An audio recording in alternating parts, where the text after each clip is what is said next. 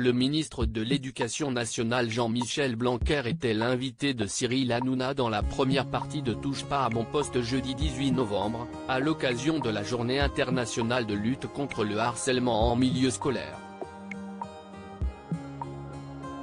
En face de l'homme politique se trouvait Lindsay, une adolescente de 17 ans venue témoigner du harcèlement dont elle a été victime lorsqu'elle était au collège. Accompagnée de sa mère Céline, la jeune fille a livré son témoignage sur le calvaire qu'elle a enduré pendant 2 ans. Sur la première base de son physique, on me disait bouboule, je te pousse tu roules, on m'insultait de sale grosse, de baleine, témoigne l'adolescente qui a été la cible d'insultes grossophobes depuis son année de 5e. Céline, à propos des harceleuses, il a engueulé l'une d'elles. Et elle a porté plainte, parce qu'elle a été traumatisée. Pour Lindsay, les choses sont allées de mal en pis et les insultes se sont intensifiées au fil des mois et des années.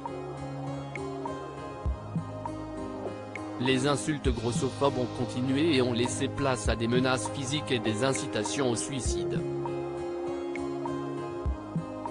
Face au ministre de l'Éducation nationale, Lindsay a déploré la réaction d'un de ses anciens surveillants, qui s'était montré très complaisant vis-à-vis de ces harceleuses.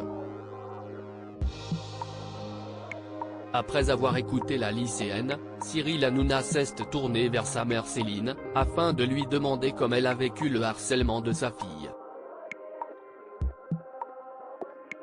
La mère de l'adolescente a déploré la négligence de l'équipe pédagogique de collège, qui a minimisé les faits.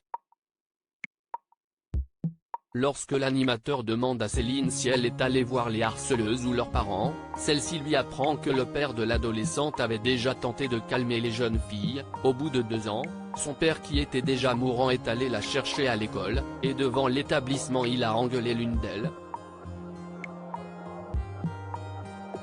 Et elle a porté plainte, parce qu'elle a été traumatisée, a-t-elle expliqué. Pour avoir tenté de défendre son enfant, le père de Lindsay a été jugé 4 mois avant son décès, et condamné à verser des frais de dommages et intérêts. En plus des frais d'avocat, il était décédé et je payais encore ces dommages et intérêts, a déclaré Céline, émue.